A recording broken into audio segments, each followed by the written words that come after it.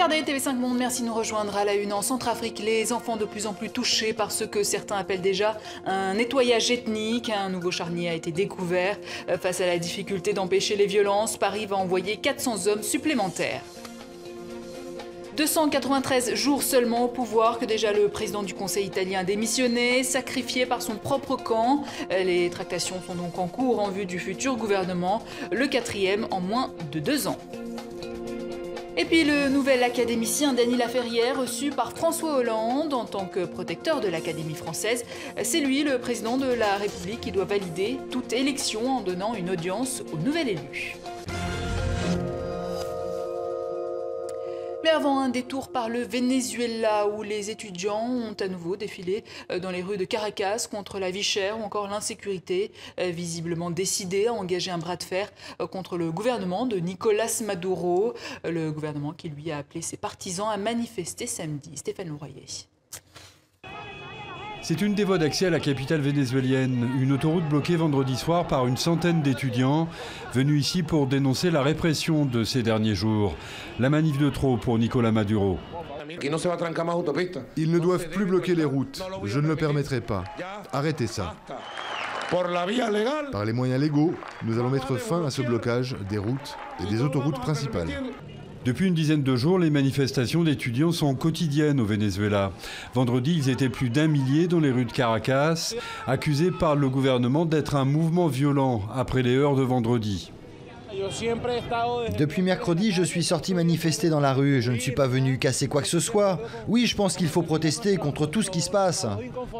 Protester mais pas renverser, c'est ce que semble dire l'opposition anti-Maduro. Ce qui ajoute un peu plus à la confusion, les étudiants appelant à sa démission. Mais pour lui, les États-Unis sont derrière tout cela. Nous sommes très préoccupés par les tensions, par les violences du 12 février et par l'émission d'un mandat d'arrêt contre un leader de l'opposition. Nous demandons également au gouvernement vénézuélien la libération des 19 manifestants arrêtés et que toutes les parties travaillent pour rétablir le calme. Ce samedi, le président du Venezuela appelle ses partisans à sortir dans les rues. À cet exercice ces derniers jours, c'est plutôt le camp d'en face qui a fait le plein. La Syrie et son lot quotidien de victimes dans un attentat à la voiture piégée cette fois. Au moins 33 morts devant une mosquée d'Al-Yadouda, localité tenue par les rebelles dans le sud du pays. 12 insurgés figurent parmi les victimes. Certains accusent les forces du régime d'être derrière cette attaque. Et sur le plan diplomatique, la médiation est clairement au point mort. L'appel aux parrains russes et américains de la conférence de Genève n'a produit aucun effet, aucune indication non plus quant à la suite des pourparlers. On écoute à ce propos Loué Safi, porte-parole de la délégation de l'opposition. Aujourd'hui, comme vous le savez, et ce n'est pas un secret, les négociations sont dans une impasse. Nous avons atteint un point que nous ne pourrons pas surmonter sans une autre équipe qui veuille interagir avec une solution politique. L'équipe qui a été envoyée par le régime n'a pas montré de réactivité et ne tient pas compte du fait que ce problème affecte tous les Syriens. Le Bahreïn, théâtre, lui, de heurts entre forces de sécurité et centaines de manifestants descendus dans la rue pour commémorer le 3e anniversaire du mouvement de contestation revendiquant une monarchie constitutionnelle. Protestation dans plusieurs villages chiites, mais aussi dans le centre de Manama où les manifestations sont pourtant interdites. La Centrafrique, toujours minée par les exactions, 13 cadavres ont été découverts au fond d'une citerne dans un camp des ex-rebelles Séléka à Bangui. Un conflit loin d'épargner les enfants. De plus en plus de voix dénoncent un nettoyage ethnique. François-Xavier Freland. Voici de nouveaux charniers découverts à Bangui. Sur ces images, des cadavres entassés dans des fosses. Depuis quelques mois, les lynchages se sont multipliés aux 4 coins du pays. Chrétiens ou musulmans, ils sont victimes des exactions commises par les milices chrétiennes anti-Balaka ou musulmanes de la Séléka. En Centrafrique, on parle de plus en plus de nettoyage ethnique, alors que l'élimination à grande échelle des populations touche désormais les enfants, symbole d'une volonté programmée d'éliminer les générations à venir. Ma mère a un bébé, mais il a mis le bébé dans les grands camions. Et ils ont pris ma petite sœur, ils l'ont tuée. Ils l'ont Ils l'ont partagé en deux. Ils ont déshabillé tous mes grands frères et ma mère. Ils l'ont tué. Ils ont pris leur argent. Les témoignages accablants comme celui-ci se succèdent. Les populations les plus fragiles payent lourdement les règlements de compte interethniques. Femmes et enfants sont victimes de viols et de meurtres. On estime en tout aujourd'hui à plus de 2000 personnes les victimes d'exactions, celles dont on a retrouvé les corps. Un conflit interreligieux aussi où les lieux de culte sont pris à partie, églises ou mosquées. Une situation qui échappe de plus en plus aux soldats français ou africains chargés de rétablir la paix, alors qu'on craint de plus en plus l'embrasement.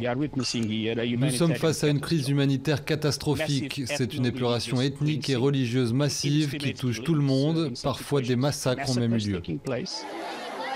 Aujourd'hui, les populations continuent de fuir Bangui, la capitale, par tous les moyens. Des réfugiés musulmans ou chrétiens qui ont abandonné leurs maisons, leurs biens aux pillards, tous des Centrafricains qui fuient la mort surtout. Et face à ces violences, Paris va envoyer du renfort. Le président français a reçu à l'Élysée son homologue tchadien. François Hollande a annoncé l'envoi de 400 soldats supplémentaires. Idriss Déby se félicite de cette décision. On va renforcer donc le dispositif Sangari. Ils vont monter à 2000, ce qui est une très bonne chose, je pense. Donc on aura au total de 6 000 plus 2 000, ça fait 8 000 en fait, qui peuvent en réalité maintenant s'engager dans une opération de sécurisation de Bangui d'abord et le reste après.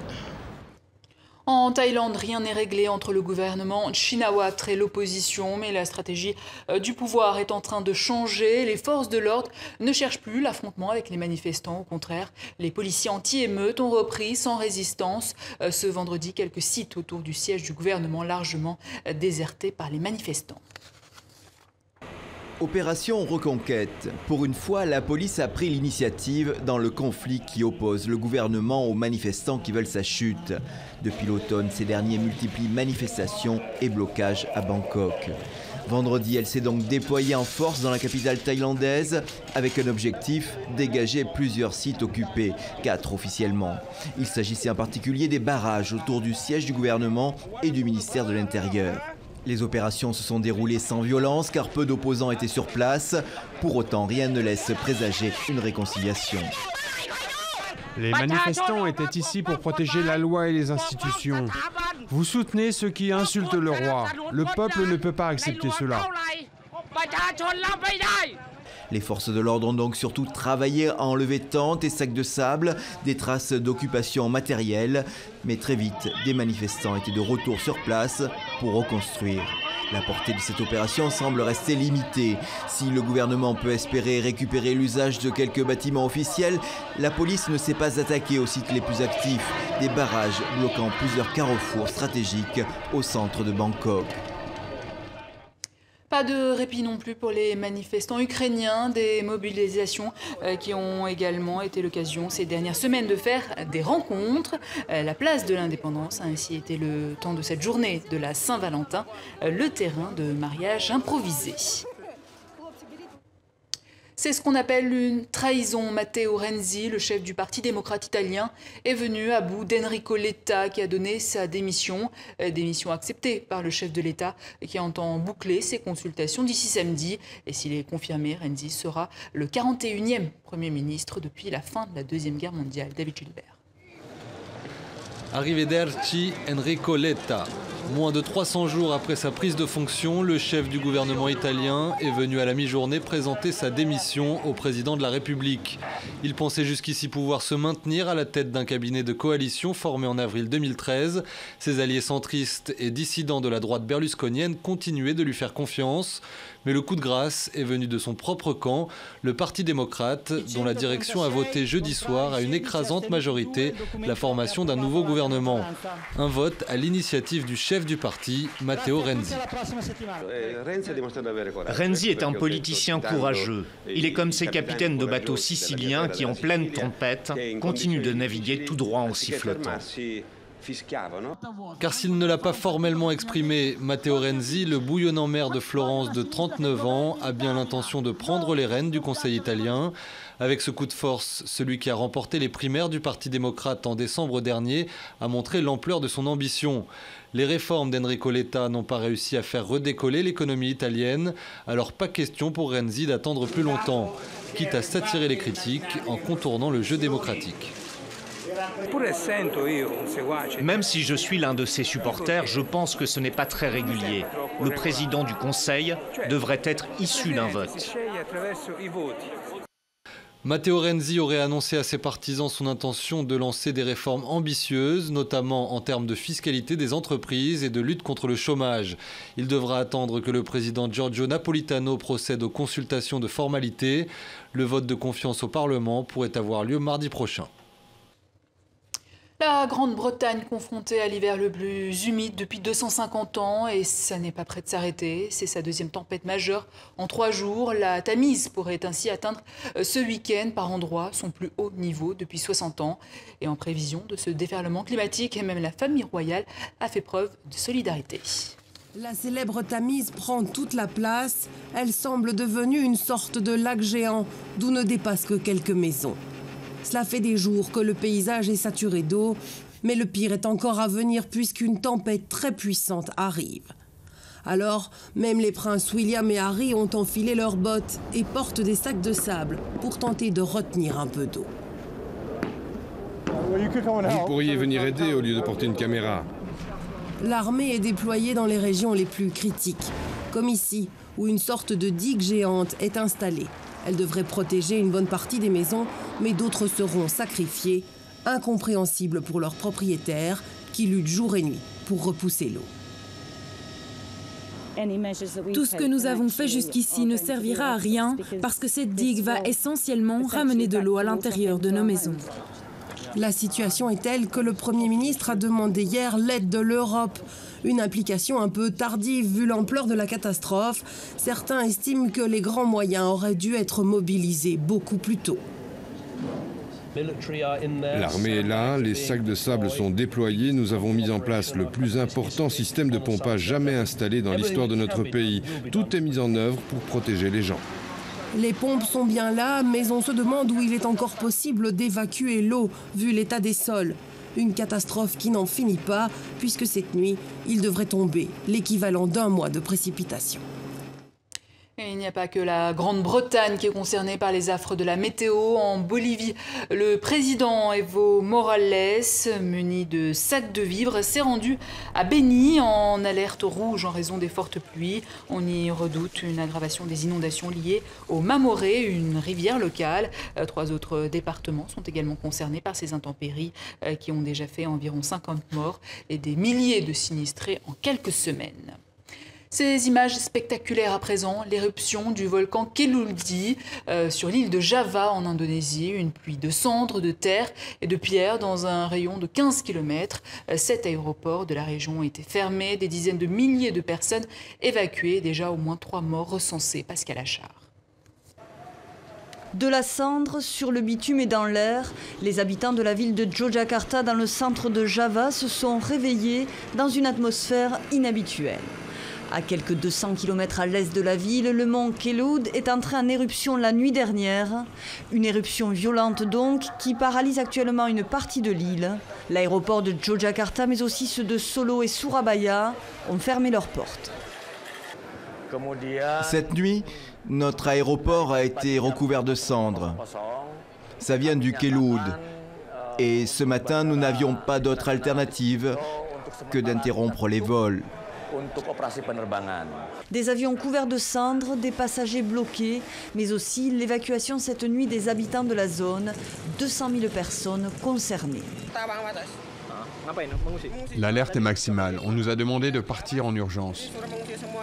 En tout, une trentaine de villages vidés dans la zone proche du volcan, une zone très peuplée. 2 personnes pour l'heure ont été tuées. Au XVIe siècle, le mont Kelud avait emporté 10 000 personnes environ. Les experts estiment que l'activité de ce volcan devrait aller en diminuant, mais pour l'heure, les habitants évacués ont pour consigne de rester loin de la zone dangereuse. Nouveau pas pour Dany Laferrière sur le chemin de l'Académie française. L'écrivain canadien d'origine haïtienne a été reçu à l'Élysée par François Hollande, une étape importante, sachant que c'est le président lui-même qui doit entériner le choix de chaque nouveau membre. Alexandra Zaka. Chez au palais de l'Élysée, l'ultime décision de son admission.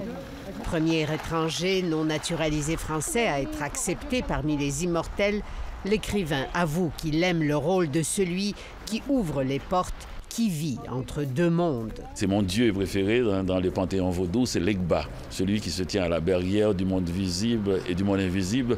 C'est le dieu des écrivains, je crois. Mais je vous remercie, il y a un monsieur qui m'attend. Un long chemin parsemé de 23 livres sépare l'enfant de Petit Goâve en Haïti du palais de l'Élysée à Paris, où il a rencontré pendant 30 minutes le président François Hollande.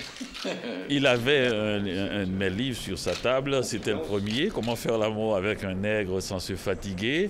Et il était souriant, affable, très détendu. Évidemment, on voit bien qu'il aime converser avec des écrivains. Pour la présidente de l'Académie qui a mis tout son poids derrière la candidature de Dany Laferrière, c'était l'occasion de remercier François Hollande pour avoir donné sa bénédiction au changement des statuts qui, auparavant, n'autorisaient que l'élection de citoyens français. Il a admis ce qu'avait dit Camus, qui a dit qu'un écrivain, sa patrie, c'était la langue française. En fait, le président a adopté la position de Camus et il nous a sorti une épine du pied, qui est considérable parce que nous n'avions rien dans nos statuts là-dessus. Et désormais, nous pouvons nous ouvrir à tous les francophones. Mais la rencontre n'était pas que protocolaire. Dany Laferrière en a profité pour inviter la France à s'engager davantage en Haïti. On a parlé d'Haïti et longuement, du Québec, de mon arrivée au Québec aussi. Et pour Haïti, on a parlé d'une grande bibliothèque possible, et parce que je voulais une présence de la France plus solide. Maintenant, il ne reste aux nouveaux membres de l'Académie qu'à se faire confectionner un habit d'apparat obligatoire et à préparer son discours inaugural qu'il devra prononcer dans cette vénérable enceinte quelque part au printemps 2015. Alexandra Chatska, Radio-Canada, Paris.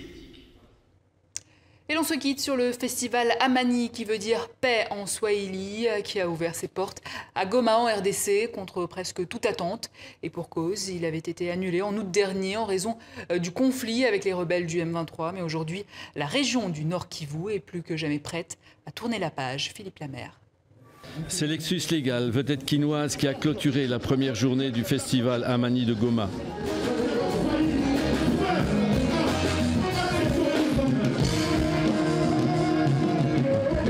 Pendant 3 jours, la ville va vivre au rythme de la musique. Danseurs, musiciens et chanteurs venus de la République démocratique du Congo, du Rwanda et du Burundi seront réunis sur une même scène pour célébrer la paix, du jamais vu dans cette région des Grands Lacs.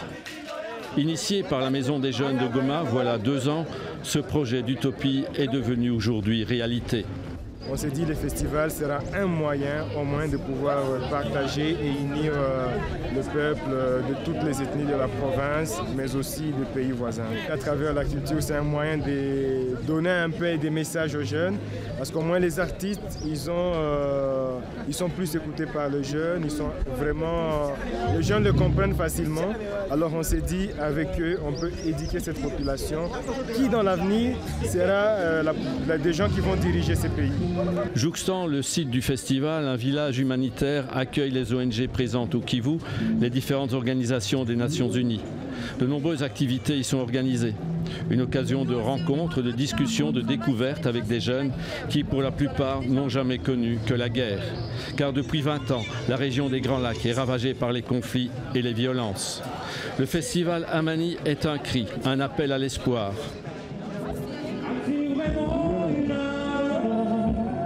Pendant 3 jours, les décibels couvriront le bruit des bottes et feront entendre un message de paix.